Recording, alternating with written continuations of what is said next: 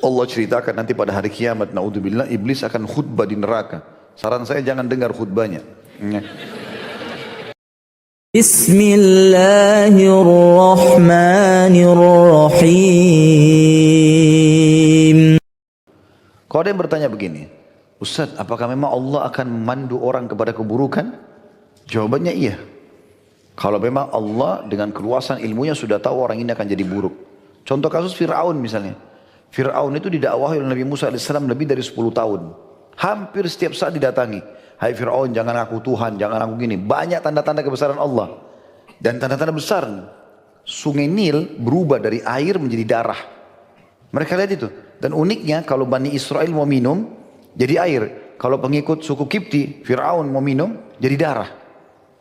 Dan mereka musyawarah, mereka cari jalan, tidak dapat solusinya. Nggak ada solusi. Terakhir ada satu orang bilang, kita minta sama Musa saja. Mungkin Tuhannya Musa bisa.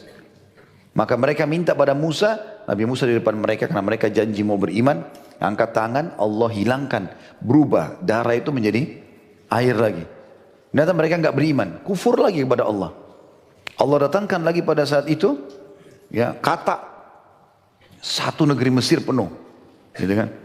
Sama lagi kasusnya, minta lagi, mereka sudah sampai mentok, gak bisa lagi dapat jalan keluar, minta lagi kepada Musa. Musa berdosa lagi sama Allah. Tapi dengan mereka janji mereka akan beriman, ternyata mereka dusta lagi. Ya mereka sendiri mau begitu, mereka dustakan gitu. Kemudian datang lagi belalang, Allah datangkan, gitu kan? Penuh belalang, habis semua hasil panennya mereka. Mereka berusaha matikan belalang sini, nggak bisa. Minta lagi pada Musa, depan mata mereka. Berdoa lagi kepada Allah, hilangkan lagi belalang. Ternyata masih tetap saja kufur. Akhirnya Allah sesatkan Fir'aun itu. Gitu kan? Karena memang dasarnya memang dia tidak mau beriman. Ya. Ada hal yang perlu digarisbawahi teman-teman sekalian.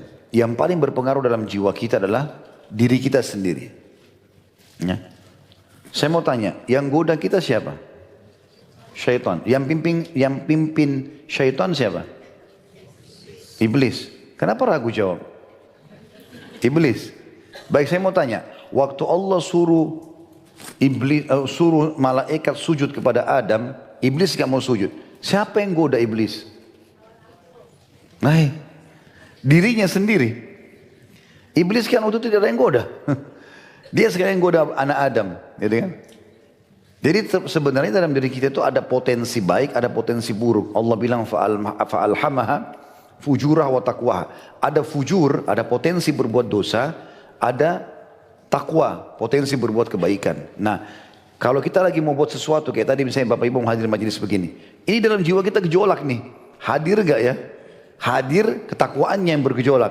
Gak usah hadirlah gini-gini. Itu adalah fujurnya. Sekarang dia cenderung pada apa? Syaitan cuma nunggangi itu. Oh, ini sekarang dia mau buat kebaikan. Syaitan coba, gak usah lah, gak usah sholat, gak usah kesana, gak usah gini. Dia coba tunggangi potensi fujur kita. Tapi dia gak bisa buat apa-apa. Kalau kita nolak, enggak, saya tetap mau hadir. Kayak Bapak Ibu tadi hadir. Ya sudah, dia gak bisa buat apa-apa gitu. Makanya Allah bilang, inna kaida syaitani kana dhaifa. Syaitan itu lemah. Gak bisa buat apa-apa. Kalau syaitan kuat seperti dibayangkan oleh sebagian orang, kira-kira masih bisa duduk di sini majelis ilmu? Masih bisa sholat? Bisa haji sama umrah? Gak bisa. Tapi potensi diri kita itu, makanya kita harus membentuknya. Kita harus mengontrol itu. Itu yang paling berat sebenarnya, gitu kan? Jadi kita tinggal mengikuti kecenderungan saja. Syaitan hanya menunggangi. Jadi jangan menyalahkan syaitan, gitu kan? Makanya wajar iblis itu bilang, Allah ceritakan nanti pada hari kiamat, naudzubillah, iblis akan khutbah di neraka. Saran saya jangan dengar khutbahnya. Di sini dengarin sekarang apa yang Allah sampaikan. Di sana tidak usah, karena semua ahli neraka yang dengar. Allah bilang itu ya dalam Al-Quran. Kata Nabi SAW, Allah akan keluarkan nanti tiang yang besar dari tengah-tengah neraka. Semua penghuni neraka lihat, di situ iblis diikat. Lalu dia bilang dalam firman Allah, innallaha wa'adakum wa'adal haq. Sesungguhnya Allah sudah janji kalian janji yang benar. Salat dapat ini, puasa dapat ini, zakat dapat ini, dijanjikan semua. Itu benar semuanya. Gitu kan? Wa wa'adtukum, saya juga janji-janji kalian. Jangan buat, tak usah begini segala macam. Fa akhlaftukum, tapi saya nipu kalian. Gitu. Ma'ana bimusrikhikum wa ma'antum bimusrikhi. Kalian tidak bisa tolong saya tidak bisa tolong kalian. Gitu kan? Lalu kurang ajarnya iblis, dia mengatakan apa? Saya cuma panggil kalian. Kalian mau ikuti saya. Fala talumu anfusakum, fala talumuni walumu anfusakum. Jangan kalian salahkan saya, salahkan diri kalian sendiri. Jadi iblis cuma nunggangi itu. Nggak bisa buat apa-apa sebenarnya. Jadi kita sebenarnya harus yang kontrol diri kita sendiri.